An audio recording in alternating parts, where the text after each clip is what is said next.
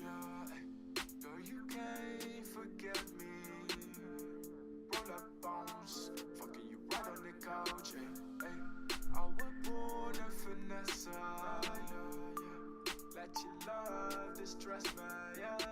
Southside where you live at. Round your town, run the ounce. Stuff it up in the zip bag. I'm so high when I hit that. Bring it back like the old school. Baby, tell me what you wanna do. Nothing like all the past dudes. Baby, you can let your body go. What's this say? What you want? On the way, on the run. Couldn't stay at the bones. Give me brain, give me mouth. Let that shit out, girl. We getting lit like we all, girl. Yeah. Head in the mountains. Turn that little bit to a fountain. Yeah. Smoking the strongest. Watching the budget get longer. Yeah.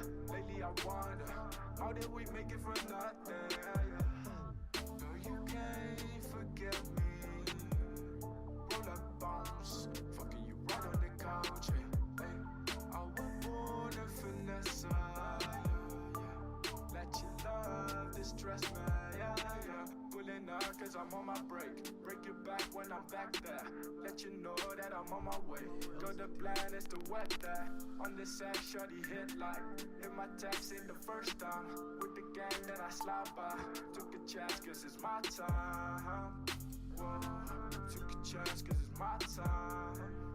Yeah. No. What's this say? What you want?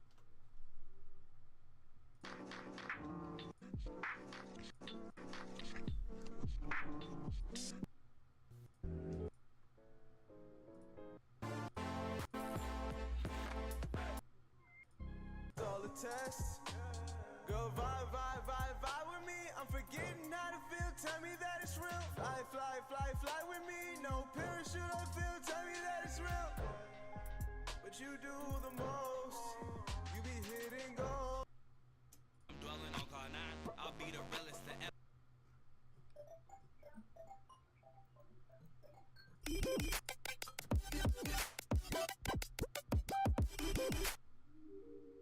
I feel order. I jump on your bitch like no light out. They just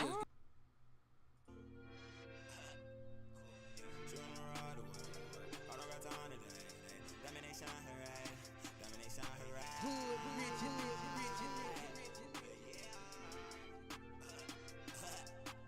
yeah. She wanna ride away. I don't got time today. Domination her right. Domination her right.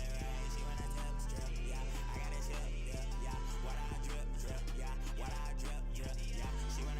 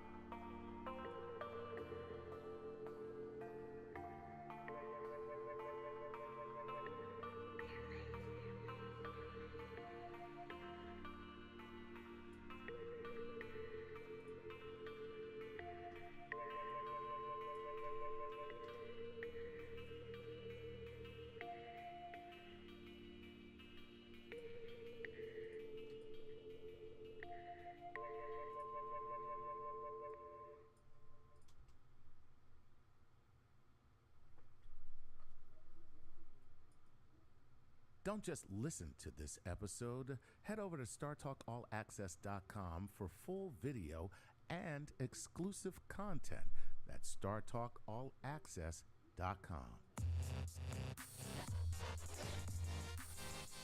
It's Star Talk, All Stars, Science, that's how it all starts. The hallmark of an all-star team combines the best minds from all over the scene.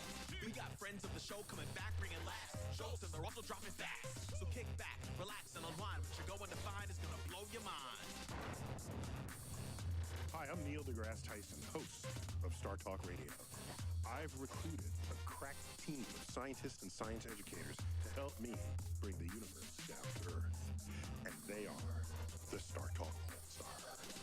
Sunshine is gonna come down, rain down, all over you. Good times are gonna come down, roll down, 'cause there's Welcome to Star Talk. This is Star Talk All-Star Edition. Bill Nye hosting this week. I'm joined by none other than Chuck Nice. Chuck, it's good to see you. Always good to see you, Bill. And this week, our Cosmic Query topic Yes, is expanding our perspectives. that's correct. Is that the sound effect that goes along with Well, expanded it's perspectives? a zoom out. It's got to be right. We're zooming out. It's an iris out. So, Chuck, you have the great list of cosmic queries which come to us from our listeners. Yes, they do, from all over And the we're gonna internets. And we're going to expand our perspective. Yes, we are. We've got some great questions from Facebook, Twitter, StarTalkRadio.net, and every other incarnation where we live. These are electronic media These are that electronic the kids media. use. Yes, that's with right. their electric computer machines. That's right. And I think we're on everything except Snapchat because, you This know, doesn't last long it doesn't enough. last long enough, and nobody wants to see us naked. So, what? That's very troubling. It's the image. Yeah, lead on. Did I disturb you there? Just a little. Okay, so listen, let's just jump into it. You haven't seen the questions. That's the way it works, and it's just really, you know, the great thing about expanding your perspectives is a lot of this is science as well as Bill Nye's actual opinion. So we got a little Sci-pinion going on here. Sci-pinion. Sci-pinion. Quite the coinage. Yes. All right. Wow. So let's go with Nelson Sa, okay, from Facebook. This is a pretty decent question. I like, you know. You have to sound so surprised. Our listeners are a very sophisticated bunch. You know what? I just realized that I did sound that way. Well, like, hey, this plus, is to let it go, I would have been remiss. So lead on. right. Okay. So Nelson from Facebook says this: have NASA's zero gravity experiments had any useful breakthroughs which better our society? So I assume that Nelson means outside of space travel, where of course it is directly applicable. But here on Earth, do those zero gravity experiments do anything for us down here who are living in gravity? I'd say there's one thing specifically. They have led to research in bone health. Really? Yeah. So these modern bone medicines probably wouldn't be the way they are without all these discoveries made in zero or so-called microgravity, where people have very low gravity. Your bones, you know, you look at a skeleton, Right. they're in the museum, let's say of American Museum of Natural History, for example. Okay. And they are solid. They look like rocks, but bones get flexed. They're alive. And if you stop putting a load on them, they get weak. And this is one of the things they discovered about astronauts in space for a long time, or even a medium amount of time. They lost their bones, their calcium. They would urinate it away. And Because so- now, is that because the body just realizes, well, there's no need. I'm not using this. I don't need it. Yes, and when you say realizes, reacts as though it Yes. realized. Yeah. Yes, that's And my non-scientific way of saying the body reacts. Body reacts, yeah. And so people take pills to keep their bones going. And so they've speculated, people who are in this world speculate that you could go to Mars in nearly zero gravity just by taking the right drugs. You could keep your bones. So this is affecting health on Earth. The other thing, we've learned so much about physics writ large by watching people bounce around in microgravity. Oh, really? Yeah, you just watch how things happen. You learn about torques and reactions, sort of classical physics. It's a beautiful thing. It's a beautiful thing. Nice. All right. So, and do any of those observations, especially when it comes to watching objects or people bounce around in zero G, does that do anything in any particular industry? Like I'm thinking maybe the automobile industry might be able to, go ahead. Two things people all dreamt of was new alloys Okay. of metal Right. that would only be fabricable, if I may coin the adjective, in space or in nearly zero gravity. That hasn't been panned out or alloyed out. And then the other one was sophisticated drug molecules that you could create more easily in zero gravity than you could create on Earth. And while that sounds reasonable, when you're working at the molecular level, gravity isn't the main thing. It's sort of viscosity, just stickiness of molecules, sort of overwhelms the gravitational effect. With that said, who knows what lies ahead, what discovery is yet to be made? And they study we, people, astronauts, study spiders who are still able to capture prey even though there's zero gravity. Even in zero gravity. They have trouble spinning webs. They have trouble spinning webs, But they they're able to- somehow can still. Well, it's a learning curve, or it's a learning process. Spider jumps and misses, spider adjusts, jumps and gets. So there's something going on spider brain-wise, Right. compensating for zero gravity. So what you and I think with our inner ears and how we roll, or keep from rolling, you think that we think that you might project that on spiders and other arthropods, but they got something else going on. There's something else going on, and so you wouldn't really learn that without experiments in zero gravity or near zero gravity. Well, that's great. So zero gravity, there you have it, Nelson, doing great things for us as a society and for spiders as well. For example. For example. But you know, Spider-Man, one of the things that he can do whatever a spider can. This is true. He can spin a webs web any size. Catches thieves just like flies. Look out. Here comes the Spider-Man. But we've all dreamed of being able to hang upside down without blood going to our brain. Spiders apparently are able to roll. Yes. Or hang. And I have dreamed of hanging upside down and kissing Mary Jane, my girlfriend, who doesn't know that I'm a radioactive superhero. All right, I'm going to move on now because that was kind of weird and creepy, and I don't know why. It wasn't really creepy. It's Okay. just a digression. Yes. All right, here we go. This is Chad William Harden. He is coming to us through Facebook from Irvine, California. And he says this: my question is, can physics explain why time seems to speed up as we get older? Could this have something to do with the entanglement and the more interactions we have with each passing day? Or the expansion of the universe, decreasing density and altering time itself? Chad, I want some of what you are smoking. Well, here's what I say to people like that. Go ahead. Where we start any of these things. Chad, you may be right. But far more likely, it seems to me, is that each day as you get older becomes a smaller fraction of your total number of days. Right. And so each day blends in with the others more easily. When you're 5 years old, a day is That's a 1 in long time. 1,500. That's Yeah, right. That's a long time. When you're 55-year-old, it's a day in, 55,000. And so, have we talked about 30,000 days? No, we haven't. So if things go really well for you, Chuck, Right. and you live to be 82 and 7 weeks, Okay. a month and 3/4, A month and 3/4. you get 30,000 days. Wow. 30,000 days.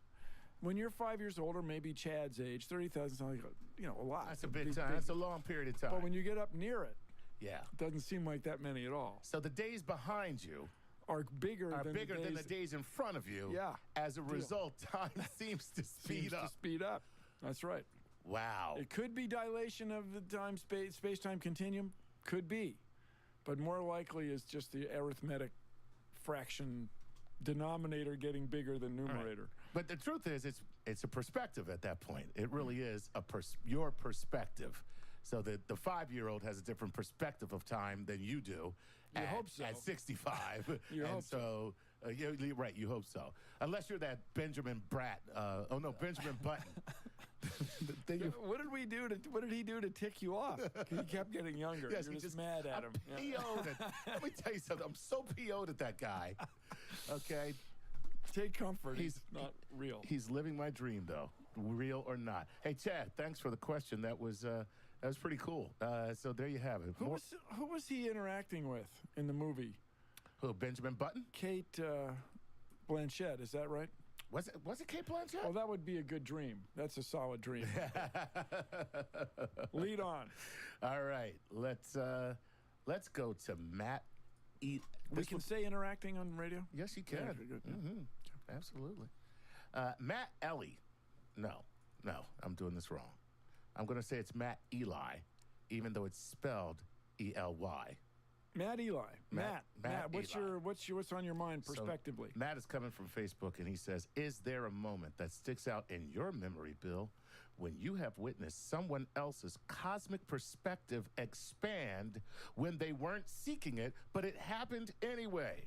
Steve Jobs experimented with hallucinogenics, and it aided him greatly. So I think Matt is looking for tacit approval from you for him to do psychotropic drugs. I don't recommend those. Okay. However, I am a host on this show, and when you work with Neil, wine is often yes, after flowing, the show. flowing. Yeah. Yes. That said, it's happened more than once, and it has been with the planet Saturn. Okay. I set up a telescope. I have a modest 80-millimeter telescope. It's enough to look at planets. Yes, it is. And you get a 30 times or better, 50-time magnification. Woman looks through the eyepiece and goes, whoa.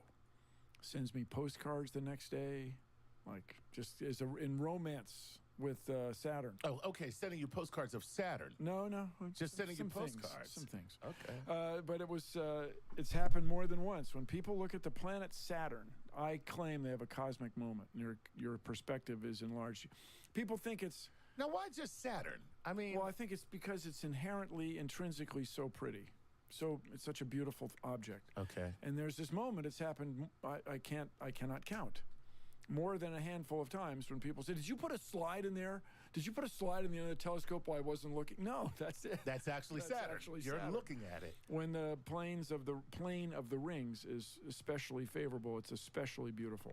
Well, I am sure Carolyn Porco would be very happy to hear you say that.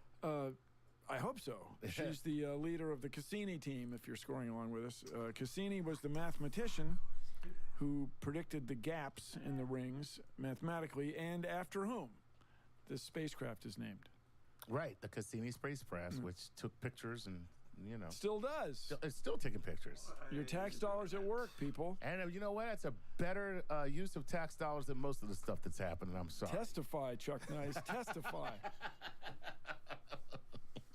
Hey, Matt Eli, there's the answer, man. So the cosmic perspective expands. Do not recommend the psychotropic. Right. Don't do the drugs, man. Buy a telescope and look at Saturn. There's your answer. Okay? And Steve Jobs, although he brought success to some companies, he also rubbed a lot of people the wrong way. And one cannot help but wonder if he wouldn't have been even more successful. If he didn't rub those people the wrong way? Yeah, if he'd stayed focused. Right. But who knows? Listen, we're speculating on we can't. I've had my share of problems for rubbing people the wrong way. I am shocked. Your last name is not Chuck Rub the Wrong Way. You're Chuck Nice. People have expectations, or maybe that's the switch, problem. You see, that is the problem. That's where you go light fingered on them. You expect this, and you get that. That's right. Okay. Nice. Chuck Mean. Chuck Mean. Oh my God. Just as I digress for a second, there's a club owner here in New York City who calls me that. Calls you Chuck Mean? He was like, I'm the one who knows the truth. No one knows the truth. That's not bad. You're Chuck Mean. So I still, let the record show, I still have great interest in meeting your wife. I have to tell you. Because she's got to be extraordinary. She is an extraordinary woman.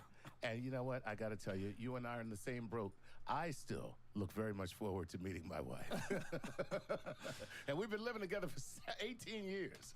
But you work nights. There you go. Very clever, Mr. Nice. All right, lead on. All right, here we go. All right, this is Lissandro Gutierrez. Lissandro Gutierrez must be coming to us from Twitter, although she doesn't say. So Lissandro wants to know this. Wow, look at this, man. When you say expanding perspectives, people pretty much go to one place. She says, would it be better for marijuana to be available as a prescription drug for those who truly need it, or be available for recreational purposes? What are your thoughts on marijuana? Well, I'll give you two separate tines of this fork. Okay, and let me just say before you answer that Lissandro comes to us from Patreon. So this is a Patreon question. So we must give it special attention, Mr. Nye. Well, there are two tines to this fork for me.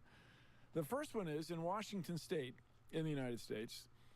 They claim that their new marijuana laws are working in the following way. They've reduced the number of DUIs, driving under the influence. They don't have, policemen don't have to spend as much time pursuing what used to be petty offenders when people have a small amount of marijuana with them. Right. And not that it's hard to pursue somebody who's high on marijuana, dude, let me just tell you. Yeah. Dude, and I would run right now, but yeah. But so it's an income stream instead of a burden. But I will say that's the first tine of the fork. The other one, just for me, I do not like the smell.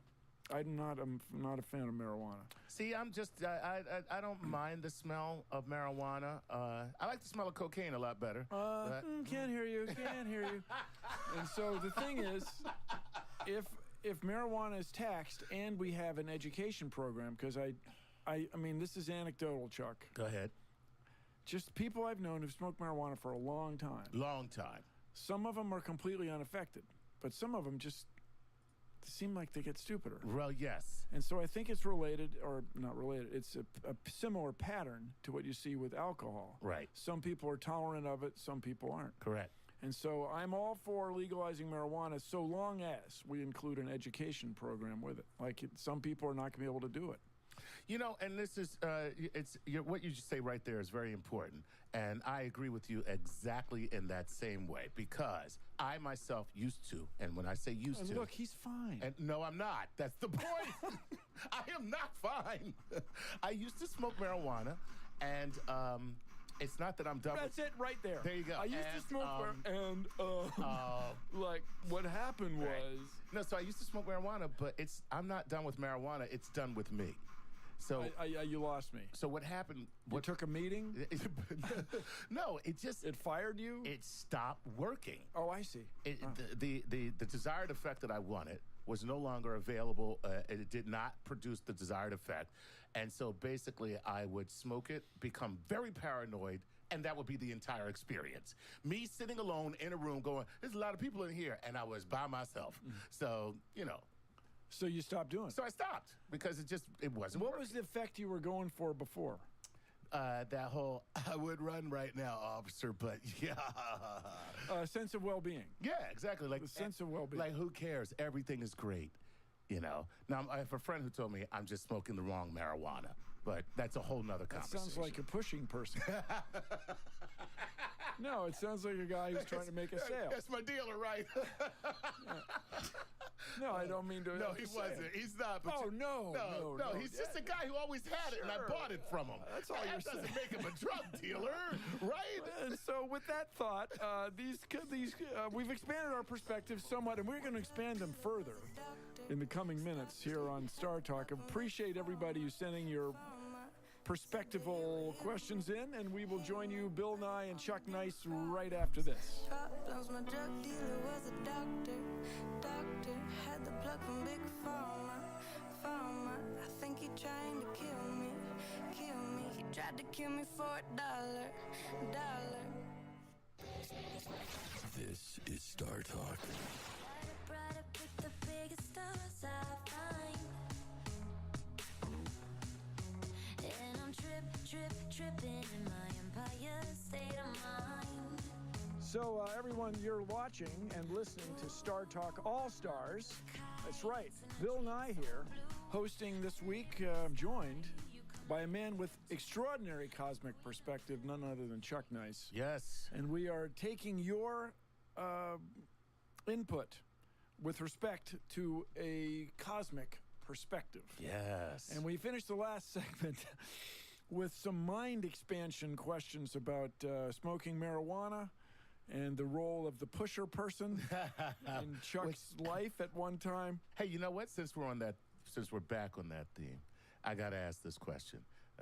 This is Matt Eli again, who sent in. He's prolific. He is. If Matt's a man, and you never know, because it could be Matilda. This is what Matt wants to know. Have you, Bill Nye, ever experimented with any perception-altering drugs or aids that have expanded your perspective? No. I mean, I've enjoyed alcoholic beverages. I don't know if that's expanded my perspective. It's definitely reduced my inhibitions. But I don't know if that's the same as expanding perspective. I am picturing a shirtless Bill Nye up on a bar right now, baby. That's, yes. With that said, I've tried on the glasses. I've tried closing my eyes for extended periods, trying to turn off all your senses. I've tried meditation with extraordinary input or techniques with words to say, thoughts to think, breaths to feel on your upper lip. I've tried all this stuff. But I've never really had my reality expanded, my perception of reality expanded, got to say. Okay. Oh, I've tried. But I haven't tried as hard. Like, I knew people who take LSD. Right. And they claim, good experiences. Yeah, but they all come back a little afraid of it. Okay, yes. I was going to say, there are a lot of people who have good experiences with LSD, or even if it's not LSD, like just any hallucinogenic, like mushrooms, and they tend to like it, and then at the same time, they are very leery. Like they would never say, "Yo, man, you should do that." Like I don't know too many people who are like LSD, man, you gotta do that. I don't know too many people like that. Yeah, I know what you mean. Yeah, they're like, I've done it. It's not my thing. But I'm, I am dull and boring. I mean, I've unexpanded life. Give me a perspective, expand me. Okay. All right. Well, let's move on. This is from Cosmos Matters. This is the person. That's what they call themselves. May not be. It could be his real name. Cosmos Matters.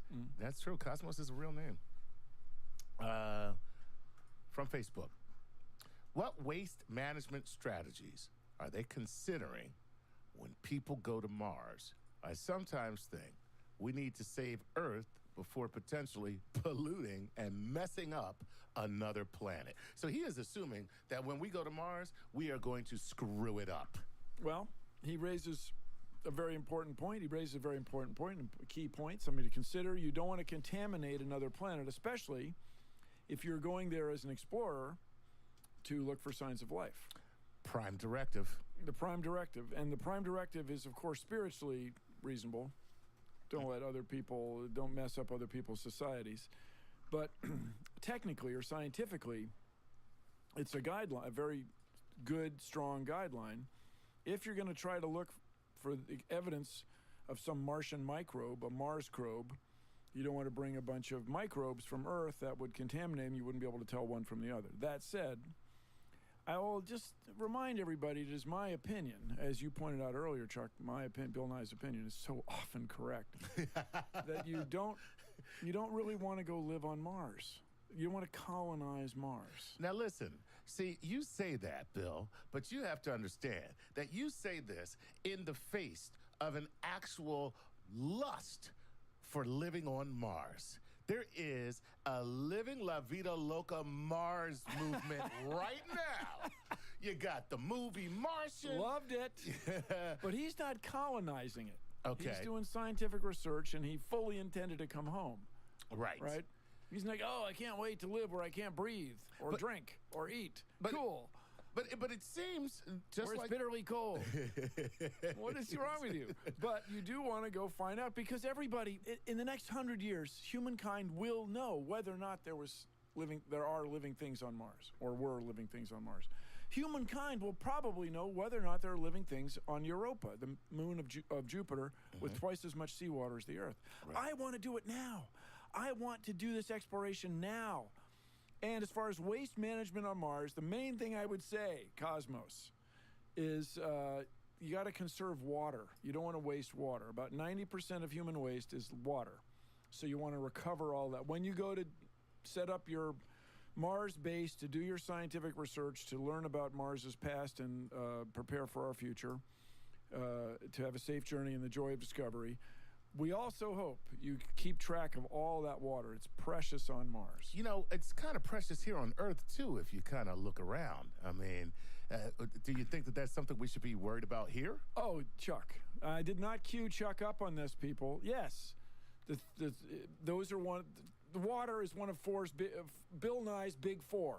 Oh, really? Yes. I did not know Bill Nye had a big four. Yes. I must hear all four of them now. What we want is electrical storage, a way to store electricity. Okay. We need electrical transmission. All right. So once you store it, you transmission get it from place to place. We lose about 6% in transmission. That's huge. It's enough to power Montana or Saskatchewan or some exotic place. Wow. And then we need a new policy. We need to penalize or incentivize people to not make carbon dioxide. We need a fee on carbon dioxide. This is a big policy. It's a big, heavy thing. Then the fourth thing is clean water for everyone on Earth. So if you can come up with a way, Cosmos out there, if you can come up with a way to desalinate seawater more cheaply than we are able to do, I mean, we do it, but if you could do it more cheaply, and by cheaply I mean using less energy. Right. You could get rich and change the world. Improve the quality of life for humans everywhere. Yes. Oh, sorry, I must pull back. I must pull back. All right. And I cannot help but point out that these big four are described in my book, Unstoppable, Harnessing Science to Change the World. They're 20 in a carton. They make great gifts. Pick up a carton today. Pick up some eggs. If you want them autographed, I know a guy. There you go. All right, Cosmos, good question there. So there you have it. Let's save water on Mars and on When Earth. you go to Mars in waste management, you want to save water. Save water. That's the number one thing. And let's do it here. Number one. It's a thing. It's an important thing. You got to save air too. Yeah. That makes sense because I hear there's not a lot of it. But they want to we're gonna in situ resource utilization. ISRU. We're gonna make oxygen from the regolith. Okay, it's just not that easy. Cool. See, when you say it's not that easy, what I hear is that ain't happening. Well, no, we'll see. We're gonna run tests on the 2020 rover. We're gonna get started on this. All right, cool. That's cool. All right, let us go to. Let's go to another Patreon question, okay? And for those of you who don't know, Patreon is at patreon.com where you can go and you can help Star Talk sustain this wonderful programming that we bring to you and be a sponsor of the show. And we pay special attention to you because you have made an investment. Like So Joel. you're saying people are buying their way on the air? That's exactly what I'm saying, and I have no problem with it. They're patrons and supporters. Lead on. That's right. And this is from Joel Cherico, and he's at Cherico Pottery, and from St. Joseph, Minnesota. And this is what Joel wants to know, Bill. Smartphones and computers give us amazing access to information, but come with financial burdens. Should powerful new technology be made available to everyone, or is it fair that only those who can afford new technology are the ones that can use it? Wow, this is really opinion. This is straight up Bill Nye's opinion. Kind of like the art question, the technology question. When art is made, is it for everyone, or is it just for the rich people who can afford to commission it? When technology is made, is it for everyone, or is it just for those yuppies who actually need to do stuff with apps? So you're saying this is my opinion? Yeah. What sounded like Chuck's to me? No, I'm saying that's good. That's the question. Well, that's good. No, What's your opinion? I kid because I love it. So what you want is for everyone to have access to the internet. You want everyone to have access to the world's information. This is to say, this doesn't mean all the information is free, but you have access to it. For example, if you buy a book online, right, you want the author to be compensated. Of course. So you have to buy it, and there's an electronic scheme to do that. But I remind everybody that in the example of the post office, the United States Post Office, You can send a letter from Miami to what's another exotic place? Tampa. Okay. For the same price, you can send a letter from Tampa to Juneau, Alaska. It's Okay. the same price. And the reason is not because our forefathers, the drafters of the Constitution, were crazy. It's to enable people to vote, to engage the whole country, or ultimately the entire planet, in the same means to communicate. The reason the post office was established was to have communication for everyone. In the same way, now that we have the internet, which is the electronic equivalent of the post office, we want to include everyone. And people have talked quite a bit in my business of science education and education writ large about the digital divide. Yes. You don't want to have people excluded from participating in information-based events or information exchanges without because of money. And so this is why we want to have a neutral internet where everyone gets access. This is to say, it's not free, and the way it would be paid for is through taxes. In the same way, we expect sewers to work, water in the United States, water out of the tap to be drinkable. Right. Or if you want to change Whether that, you can have afford it water. or not. Yeah, right. It's there. In the same way, everybody has access to electricity. You can control how much you buy. We want everyone to have access to the information. So that's to leave people out based on money is information is power. It is really. It sounds cool. But Okay, so now let me- it is not in everybody's best interest. All right, let me just follow up on Joel's question with this. Okay, you're talking about net neutrality.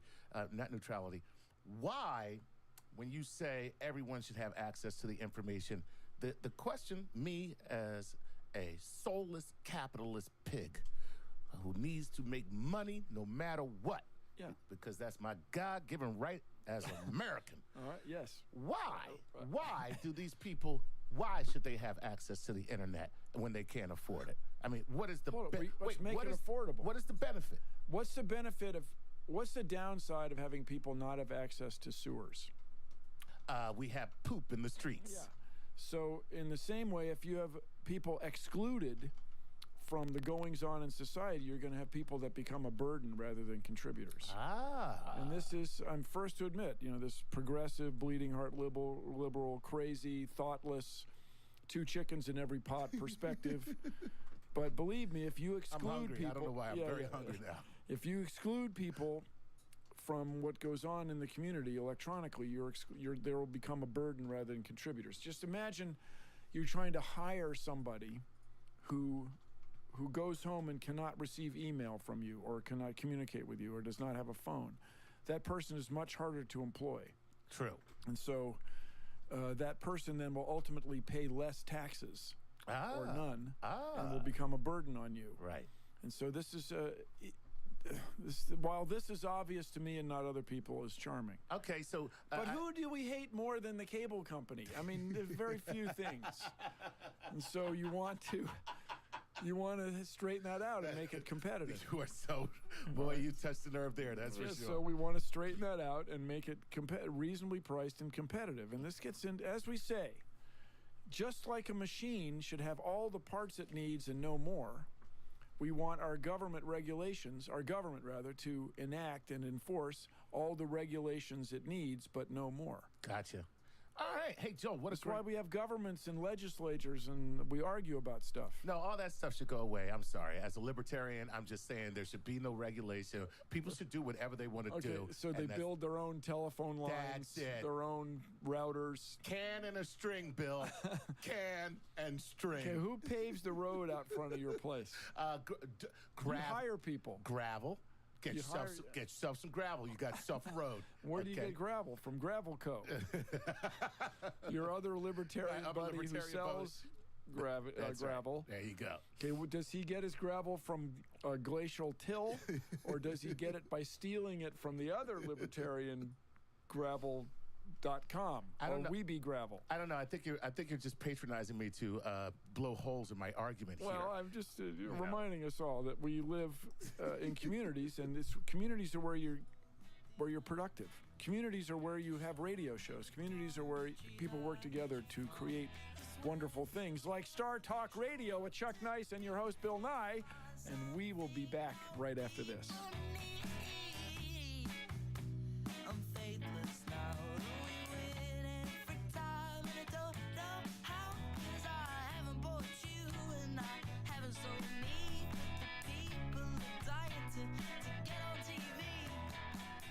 So how did you feel the first time you heard Neil deGrasse Tyson say, "Let's make America smart again"? Worst Neil deGrasse Tyson ever. Did you feel like, hell yes, that's what I'm talking about? If you did, then I'm talking to you. Like you, those words inspired and challenged us. We're making Let's Make America Smart Again, or hashtag LMASA, a recurring theme in a new series of episodes on Star Talk and at Star Talk Live. We've even put Let's Make America Smart Again on a Star Talk t-shirt and poster. You can find them and all of our official Star Talk merchandise in our store. Just click on shop at StarTalkRadio.net. But don't just buy our t-shirt, put it on and go out and actually do something to make America smart again. Because if we don't do it, who will? Bringing space and science down to Earth. You're listening to Star Talk.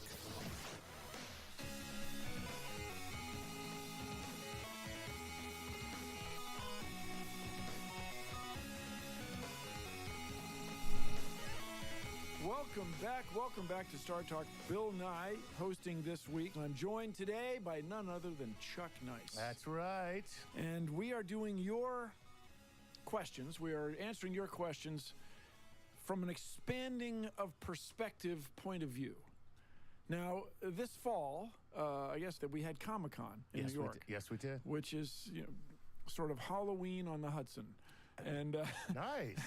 So we have some expanding of our perspective queries in the cosmic query sense from Comic-Con. Yes. Is that true, Chuck? That is correct. So we were out at Comic-Con, and we took a microphone and got some people who were fans of the show to ask us, some questions. We could say, roll that digital recording.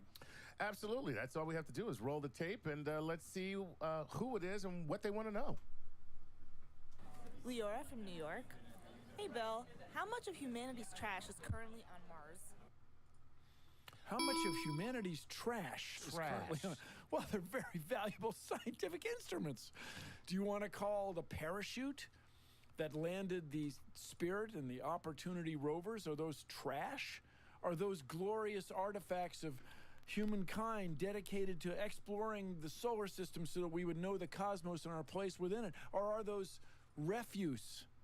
I would say there's no human trash on Mars. No human trash on Mars. Not yet. And that's because you are not a Martian. If you walked out of your front door on Mars and you saw a big parachute laying on your lawn, you'd be like, who put that trash there? Or you'd say, wow, how do I take advantage of this wonderful alien material? That's true, too. Yes, I guess. Wow, this is a gift from the sky. Cool. The gods must be crazy. Okay. All right, well, there you have it. Exactly. Instead of a Coke bottle, Instead of a Coke bottle, it's a big giant parachute. That's pretty cool. Or sky crane. All right, excellent, excellent. No trash on Mars, no human trash on Mars as of yet. Heretofore. All right, let's go with this name here. Okay. That's an unusual name. How do I spell that? All right. Dietrich Iswig Chaya, or Kaya. All right. Dietrich Kaya. Dietrich Kaya. Okay, from Facebook. I am from Alaska. My question for you, Bill, is what do you believe our next step in space exploration is or should be? We've been to the moon, but we haven't gone in a little while. Is our next step another trip to the moon? Is it perhaps an asteroid, Mars, Europa? Where do you think it is, and where do you think it should be? I'm listening to the nature of your question. I think you mean what's the next place for people? because in 2020 we're going to land another rover on Mars. Okay. Shortly after that, we hope by 2023 we'll have a a spacecraft orbiting Europa, the very thing you brought up. What we at the Planetary Society propose is that NASA get its self-organized so that we send humans in orbit around Mars in the year 2033. This is an especially favorable orbital opportunity. I mean, it's not magical, but it's favorable. And we would have enough time to build the architecture, and architecture is space words for a bunch of rockets and spacecraft ship things that you would use to get humans all the way to Mars and orbit around Mars, and then probably 4 years later you would land on Mars. In 2033, that orbital mission might land on Phobos. And the word land, Phobos is a moon of Mars. It has so little gravity. How little does it have? It's more like lasso Phobos more than land on it. And so this would be an extraordinary thing. And the claim of the Planetary Society, we sponsored a workshop. We brought in 70 of the world's experts, people expert on what it costs to explore space, and experts on NASA's budget. And we could do this only adjusting for inflation. The key thing would be to agree that we've actually agreed to actually not support the International Space Station with NASA money after 2024. So wait a minute, is that the condition under which we would be able to go to Mars? Is that we no longer support the IS? Without an increase in the budget. Oh, okay. Yeah. Without an increase in the budget. Yeah. If you just leave the budget just the way adjusting only for inflation, which is an increase, but an expected one. Right. You could do it. We could do it. And this would be an extraordinary thing. And as Neil deGrasse Tyson often remarks, if we were really people going to Mars, there would be a line around the block of people who wanted to go. And what we would do is go there to look for signs of life. If we were to discover life on this other world, it would change this world. It would change the way everyone feels about his or her place in space. Would it now? Let's. I'm not saying we'd start listen, driving on the left. I know, but I'm saying it would be. It would just get to you in the same way Copernicus showed the Earth goes around the sun. It changed everything, not in a weekend. No, you're right, because it took quite some time for that to happen. So what would be, in your estimation, when you talk about expanding perspectives? Which is what we're talking about here on Cosmic Query on Star Talk Radio. Right. What would be the number one perspective or change in people's perspective? Okay? What would the delta be for that perspective in humankind because you found some microbes on Mars? We're not talking about, just the microbes that you don't have on Earth. What does that do to the perspective? Life is more likely than you thought. So there's got to be something else out there. Right. And it's once again this humbling nature of astronomy. You think you're the center of the universe? No, first of all, you think your territory, the map that you draw, is the whole thing.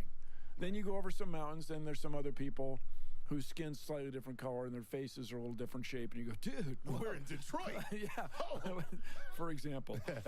Then you find out you expect the sun to go around your flat place, but then it turns out, no, you go around the sun. And wait, the sun isn't the only star. Wait, there's billions of stars. Wait, there are things that look like stars that are actually groups of billions of stars. Wow. And you're in one of them. And you suck because you are nothing. You are smaller than you could even at first imagine. But then you find out, not only do you suck that way, you suck because there's life on another planet right down the solar systemic street. Wow. And somehow it's your fault. No, wait. Then the question would be, are those things on Mars like us, to wit? Do they have DNA? Okay. If they have DNA, what would that mean to medicine? It would mean DNA's always there. DNA's, or does it mean, obviously, when Mars was hit with an impactor, SFX coming, bang, right? That's Mars getting a bitch slap from the cosmos. Then, rock went into outer space, but you're in space, there's no sound, just, and then landed on Earth, right? Fiery entry, and then you and I are descendant of Martian microbes. Right. That is extraordinary. See, now that is wild, and that would change, I hope, the way you feel about it, what it means to be a living thing, and I hope it gives you just that much more reverence right. for the cosmos and our place within it. It is worth exploring. The NASA budget now is 0.4% of the federal budget, less than 0.5%. And you could keep it right there, just adjusting for inflation, and you could change the world. Then you engage international partners, Canadian Space Agency, European Space Agency, Right. Japanese Aerospace Exploration Agency, ISRO, Indian Space Research Organization, Chinese Space Administration, and here we are, changing the world together. Nice. I'm okay. Wow. You know, that was I'm real. okay, Chuck. I'm Do you okay. need some water? Because that was fantastic. I'm all right. man. I'm all right. Let's get another. All right, another question from Comic. All right, let's do a Comic-Con question, shall we? Let's hear it. Hey, Bill. This is Sam Eifling. I live in Brooklyn. I'm at Comic-Con. I had this thought, and I want to know what you think about it. There must be a finite number of possible molecules that we could catalog and understand in the same way that we've done with human genes. Is there any chance we will ever have a full catalog of all the possible, let's say, organic molecules available to us on planet Earth? That's a great question, and I'll say people are pursuing this in plants. There are people at the Boyce Thompson Institute at Cornell that are working hard to assay all the different molecules in plants that people didn't realize were there. But I have to say, from a practical standpoint, you probably never get every molecular combination because we just can't think of them. And when you start talking about polymers, do you count ultra-high molecular weight polyethylene, like Tupperware? Mm-hmm. And then do you count plastic wrap, food film? Right. Which is a different, then it gets to be a question. You know, Chuck, that question is sort of overwhelming. But nevertheless, I feel a jolt. And by that, I mean, I think it's time for the lightning round. There you have it. It is time for the lightning round. Shall we? Yes, this is where you hit me with a question. Answer really quickly, then I hit the bell. Take it, Chuck. Here we go. This is Bethany DiCaprio calling from Facebook. Here she says, what do you think it would take to unite the human beings on this planet? Big question. Working together over the next century and a half to resolve climate change. Wow. Good one. Kelly Elizabeth Claus from Facebook wants to know, what are your thoughts on toys and games such as Goldie Box that are recently being developed and marketed towards young girls to help foster an early interest in engineering, which you are, Bill. You're an engineer. What do you think about that? Oh, it's terrible. No, wait, it's great. Come on, it's great. The more the merrier. Let's go. We'll double the number of brains applied to engineering problems, and we will improve the quality of life for humans everywhere. What's not to love? Okay, and follow-up question. Do you think that those games work? Time will tell. It's hard to say right away. But intuitively, if the parents are excited about it, then the kid will get excited about it because kids watch what the parents do and emulate them. For better or for worse, that's the way it is. And full disclosure, everybody, Chuck Nice has 3 kids. But I'm not a role model. Okay, this one comes from Gabe Dominguez on Facebook. How can we get more women into STEM careers? At what point in life do you think the little girls stop believing that they can become astronauts or inventors? The key may be algebra. By engaging students in school in letters representing numbers much sooner than we do now, so that when you take formal algebra in 7th grade, let's say, in the United States, the stakes aren't as high. Apparently, algebra not only enables you to think abstractly about numbers, it enables you to think abstractly about all sorts of things. And so, but in a formal fashion. And that's what, so we could just up the algebra budget just a little bit and see what happens. Keep in mind, it takes years for these things. Now the European Space Agency is largely run by women, but it took many years or decades for those people to work their way up through the brittle glass ceilings. There you have it. Okay, Bradley Dean Summerfield from Facebook wants to know this. Is there room in our current understanding of the universe for the possibility that our consciousness may in fact reside somewhere in space and not necessarily within the brains of our bodies? Wow. In a word, no. No, because if you hang around people who grow old and die, it's certainly seems like, as they lose their faculties, which many of us do, it certainly seems like it's a chemical thing going on in your brain. But when I watch science fiction, when I read my science fiction, it would be great to put your consciousness in some receptacle, as long as I still could feel the whole thing. Wow, that was oddly sexual. I don't know why. Doggone right. That's exactly what we're talking about, people. What did you think I was talking about? And he's the guy with 3 kids. Are you down with cause and effect, Chuck? Got time for one more question.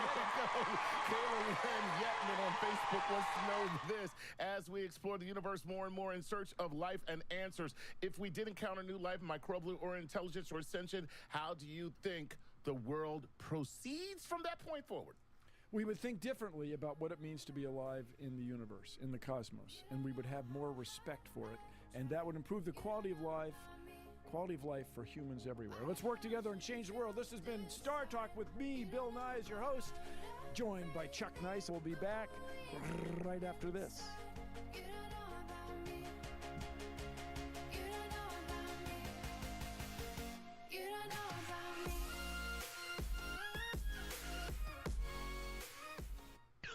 Unlocking the secrets of your world and everything orbiting around it. This is Star Talk. I'm being set up. On June 25th. You and I are in this together. But you need to start acting like you know that. Power returns. How close are the Feds to bringing the heat down on us? I am going to see this through. I would do anything to get justice. From executive producer Curtis 50 Cent Jackson. He's about to get what he deserved. Power. Do we have anything to worry about? No. Season premiere June 25th, 9 p.m. I'ma keep grinding till the day that I die.